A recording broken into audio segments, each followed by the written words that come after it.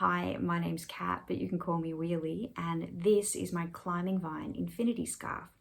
As you can see, the scarf I'm wearing is the perfect length to slip over my head and just sit warmly around my neck without needing to be wrapped up. However, if you prefer a long scarf, don't be put off by my short one because this pattern is set up so you can make the scarf in whatever length you like. You could even leave it as a conventional scarf if that's more to your taste. Do let me know if you make it. Let's have a closer look at this scarf before we get started. The climbing vine scarf is worked in rows and then joined together, so it becomes an infinity scarf. We start with a chain and we work a couple of rows of half double crochet to get started, and then we move into our first panel. The panels are worked in bean stitches and half double crochets, and it is a 1-row repeat pattern. The central bean stitch gives this lovely twisting vine effect up the middle of the scarf. So when I call this a panel, I'll mean that you'll work rows of this bean stitch pattern and then a divider, 4 rows of half double crochet. So that is your panel and that's your divider. And you'll keep repeating that, panel and divider, until your scarf is the length you want it to be. For my scarf, I worked 5 panels and 5 dividers before I connected it together. So when your scarf is long enough, I'll show you how to join the ends together and turn it into an infinity scarf with an almost invisible seam. In the description box below, I've done some maths for you. I've worked out how much yarn you'll need to make this scarf at the length you would like it to be. Speaking of yarn, let's have a quick chat about yarn before we get started. This is an 8-ply pattern. 8-ply is also called DK or light worsted, depending where you are.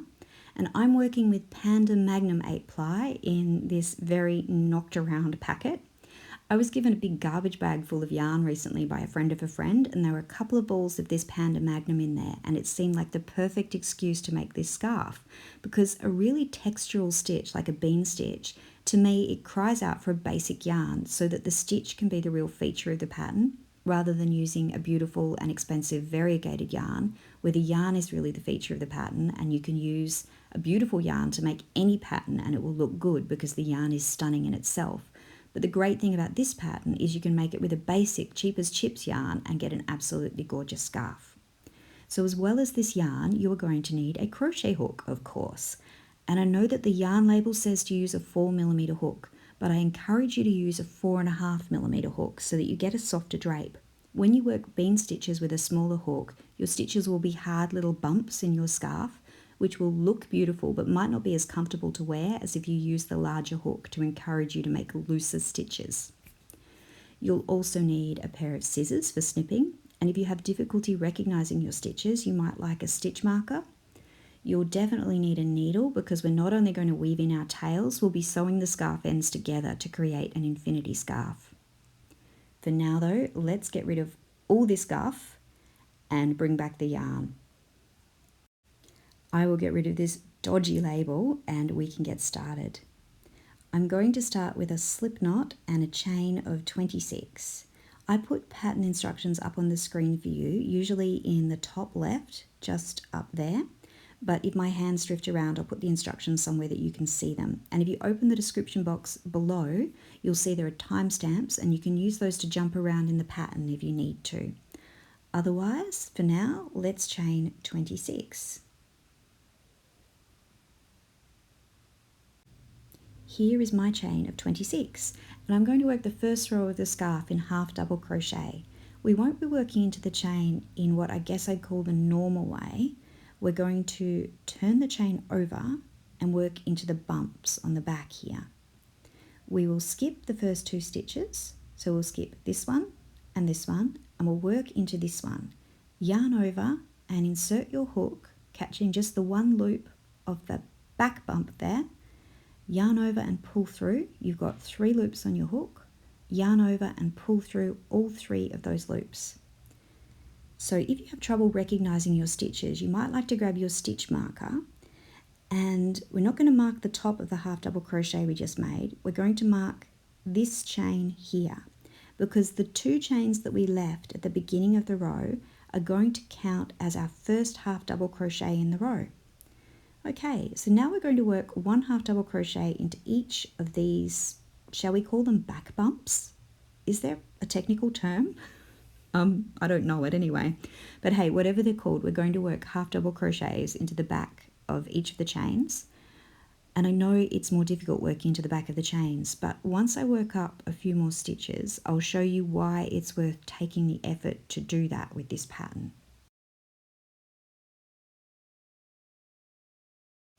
Here's the beginning of my first row, and I've got enough stitches now to show you what I mean.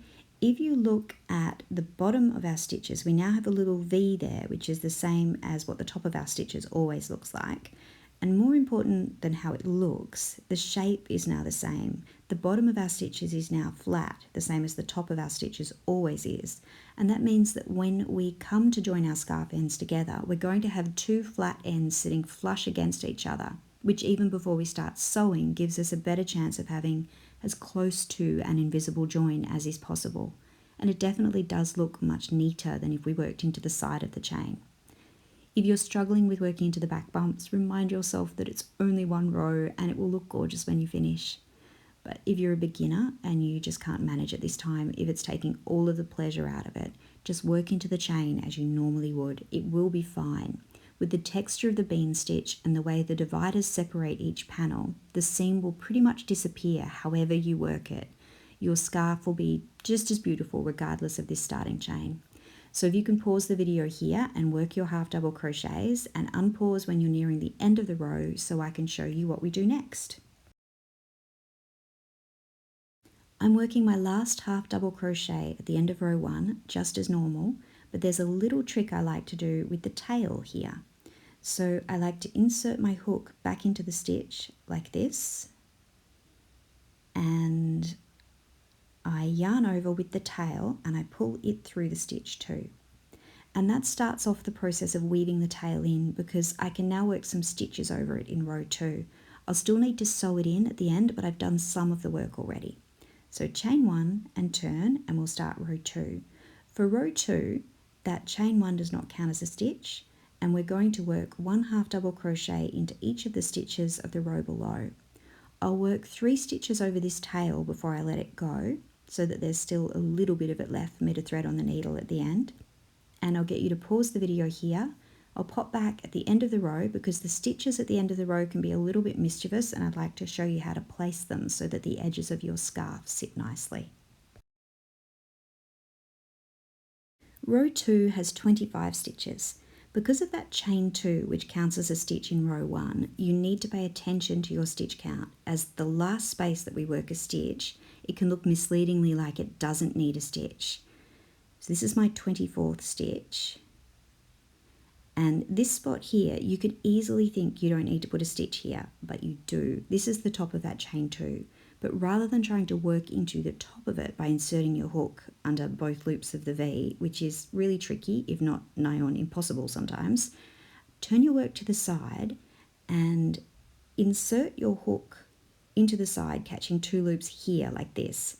Not only is that easier, I think working into it from the side actually makes that chain 2 look more like a half double crochet somehow. So that's the end of round 2, and we're going to get into the interesting bit and start working our first row of the panel. Chain 2 and turn your work. And all rows of the panel are worked in the same pattern. They all start with a chain 2, and the first chain of that chain 2 counts as a half double crochet, and the second chain counts as a chain 1. So that means we skip this first space because we're pretending a half double crochet comes out of it. We skip this second space because of that second chain, which takes us over the top of the second space. And we work our first bean stitch into the third space along. So for the purpose of this pattern, this is a bean stitch. Insert your hook, yarn over and pull up a loop and pull it up nice and high. You've got 2 loops. Yarn over, you might like to hold on to those loops, or you dive back in for a second time, yarn over and pull up a loop. You have 4 loops on your hook. Yarn over and insert for a third time and pull up a loop. Now sometimes a bean stitch stops here, but because we're working with 8 ply and we want a nice puffy bean stitch, we're going to yarn over and go back in for a 4th time. So insert your hook and pull up a loop. We've got 8 loops on our hook. Quite a lot of them there. And this is when we yarn over and pull through all of those loops. Just like that. Then we chain 1, we skip the next stitch and we work a bean stitch into this one. Insert your hook and pull up a loop nice and high, 2 loops on your hook. Yarn over, insert your hook, pull up a loop nice and high, 4 loops on your hook. Yarn over and insert your hook, pull up a loop, 6 loops. Yarn over, insert your hook and pull up a loop, 8 loops. So to yarn over and get through all 8 of these loops in one go successfully, you need to create a little bit of tension. You can hold on to the stitch down here and pull a little bit, or you can hold on to the stitch a little bit higher up, like this. Either way, that should help you to yarn over and pull through all 8 of those loops in one go. If you need to, you can go through the bean stitches a loop or 2 at a time, though you get a neater finish if you can go through them all at once. When you go through them one at a time, you get a more rustic, ruffled look, which is nice too, and by the end of the scarf you might have it all down pat.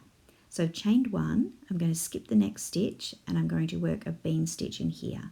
Insert your hook and pull up a loop, 2 loops, yarn over, insert your hook and pull up a loop, 4 loops, yarn over, insert your hook and pull up a loop, 6 loops, yarn over, insert your hook and pull up a loop. We have the magic number 8. Yarn over and pull through all of them. Now we chain 1 and we skip the next stitch and we're going to put a half double crochet into this one. And then we're going to put a half double crochet into these 2 stitches as well. 1 and 2. And we chain 1 and skip 1 and we're going to work another bean stitch.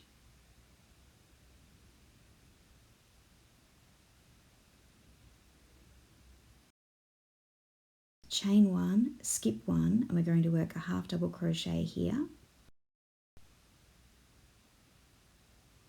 And we'll work a half double crochet in these next 2 spaces as well.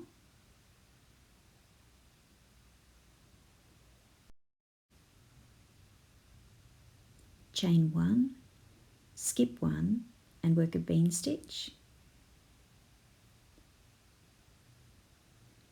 I tend to count as I'm working my bean stitches so I don't work too few or too many yarn overs. So chain 1 and skip 1 and we'll work another bean stitch. I'll show you what I mean. Pull up 1, pull up 2, pull up 3, pull up 4 and yarn over. So I know I've got the right number of loops. And then chain 1 and skip 1 and we'll work our last bean stitch for the round. Pull up 1, pull up 2, pull up 3, pull up 4 and chain 1 and skip 1 and we're going to work a half double crochet into that last space just there. And because for the first row of the panel we're working into the half double crochets below, this shouldn't be too tricky, though as I'm saying that I'm making it look really hard, but it shouldn't be. Sorry about that. That's my last half double crochet for the row, rather painfully finished. And as I was saying, for this first row of the panel, we're working into the half double crochets of the divider, which means that although every row of the panel is worked in the same pattern, the final stitch of every row other than the first row is placed just a little bit differently. And for that reason, as well as to make sure the pattern is nice and clear, I'm going to work through another row of the panel with you before I leave you to it. So chain 2 and turn your work, and remember that the chain 2 stands in for a half double crochet and a chain 1.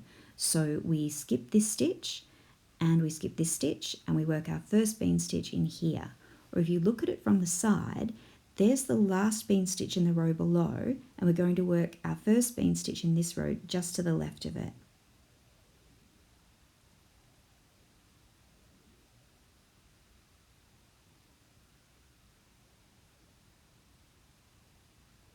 Chain 1 and we place our next bean stitch just here. So we skip that stitch and we place it there, or if we look at it from the side, we're placing it just to the left of the bean stitch in the row below. this is where it goes. And I find that I can keep track of the pattern by looking at where my bean stitches in the row below are and making sure I put a bean stitch just to the left of them. So hopefully that helps you too. Chain 1 and skip 1, and our next bean stitch goes just here.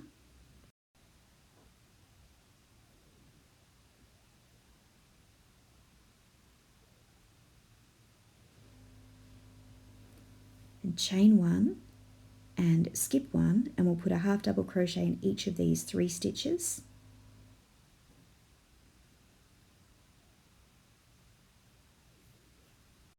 Sorry, I'm having some trouble with my tension. The yarn was actually wrapped around my light of all things. I don't know how that happened. So I'm putting in the last 2 of those 3 half double crochets. That's them done. And chain 1, skip 1, and work a bean stitch there to the left of the central bean stitch in the row below.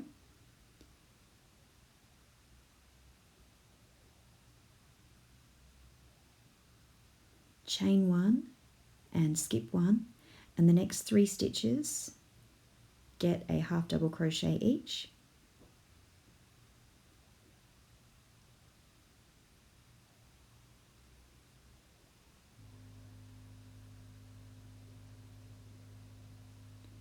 Chain 1, skip 1, and work a bean stitch.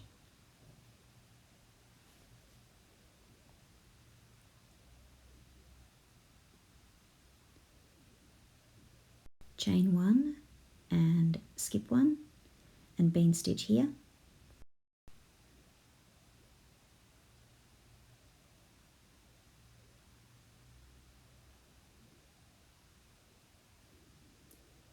Chain 1, skip 1, and work the last bean stitch of the row.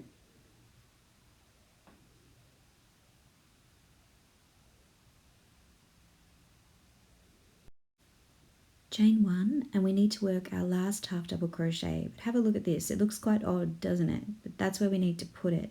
If you look at it from the top, hopefully you can see this little V here is the top of the second chain at the beginning of the row, and down here is our first chain where we'll be working. So that's the top, and that closer to the bottom is the first chain, which counts as our first half double crochet, and it's where we want to work our last half double crochet. We're going to turn it to the side and slip our hook in here, catching 2 loops of it from the side. So we're not even going to attempt to work into it from the top. We're going to just work a half double crochet there.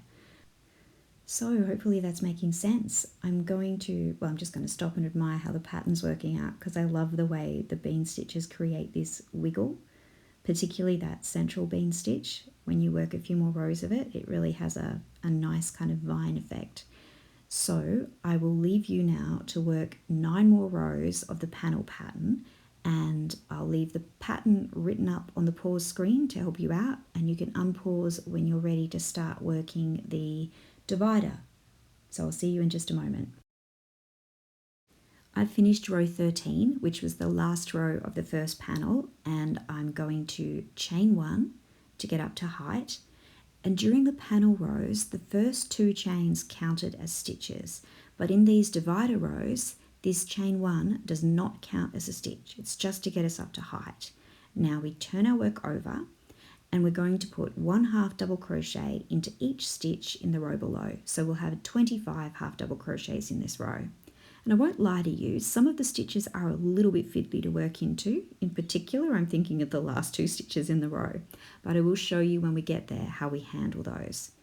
So the divider, which we've started working on now, is just a group of 4 rows of half double crochet, which separates each panel from the next panel, and it breaks the pattern up a bit. It's a nice easy bit other than those last 2 stitches, so I'll leave you to do the half double crochets on your own, and you can unpause when you're ready to do the last 2 stitches in the row.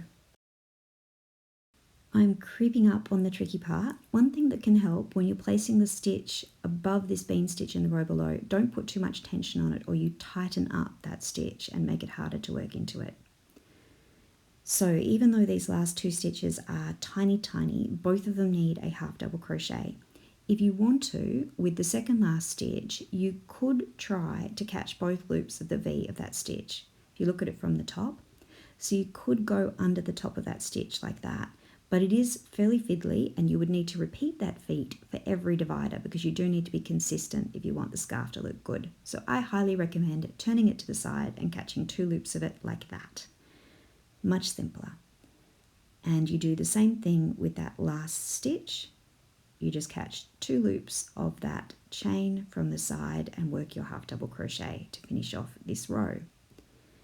There, the edges are nice and straight. It looks good. So now we chain 1 and we turn our work over and work another 3 rows of half double crochet with 25 stitches in each row. And then you'll work another panel of the bean stitch pattern. So I'll get you to pause the video here and I'll put the pattern up on the screen so you can follow it. You'll crochet panels with dividers between them until your scarf is the length you want it to be. You need to make sure you finish with just 2 rows of half double crochet because we began our scarf with 2 rows of half double crochet, so we have half a divider there already. You can check the description box to get an idea of how many panels you might like to make to achieve a particular length, or you could just eyeball what you're making and stop when you feel your scarf is long enough. There's no need to get too technical about it. And then meet me when you're ready to turn your scarf into an infinity scarf. I've just finished the last half double crochet in my last row and I'm chaining 1 to finish off. And it's time to bring in the scissors. Now I'm going to sew my infinity scarf together using this tail, so I need a really long tail. I like to have about 5 times the width of my project in yarn to do the sewing, so be extra generous. And snip here. Once you've done that, pull the hook out and pull the hook out and pull the hook out some more and tighten up that chain 1 and bring in the needle. Now there are lots of different ways to join together your infinity scarf. I've tried a whole bunch of different ways, and basically if you want it to look seamless, you have to sew. If you crochet it together, you're always going to have a ridge. And that's okay. If you want to do that, you just have an inside and an outside to your scarf. But if you want it to be fully reversible, sewing is the way to go. Now you definitely don't need to use my method, and if you're comfortable joining your scarf together and you've enjoyed the tutorial, give me a like and I will see you next time. You don't need to stay and watch me do some very basic sewing. But if you've never joined together an infinity scarf, it might be helpful. So here are my 2 sides, and I'm making sure that I'm lining the stitches up, that the first and the last stitches in the row are lined up. And one option, and a lot of people do this, is to whip stitch. They hold the 2 ends together like this and they put the needle in under both loops of both stitches and they go through the stitches in a sort of circular sewing motion around and around down the seam like that. I don't do that. You can do that and it looks pretty good and it is definitely faster, but I feel like my way is just a little bit more secure and maybe a bit neater. I insert my needle in the other side of the scarf through this first stitch from the back of the stitch and out the front under both loops. And I pull the yarn through, and then I go in through this first stitch, going in from the top and catching just 1 loop of the stitch and going into the middle of the opposite stitch and coming out catching just 1 loop of that opposite stitch too, like that. And then I take my needle into the next stitch and I slip my needle under 1 loop and out through just 1 loop of the stitch facing it.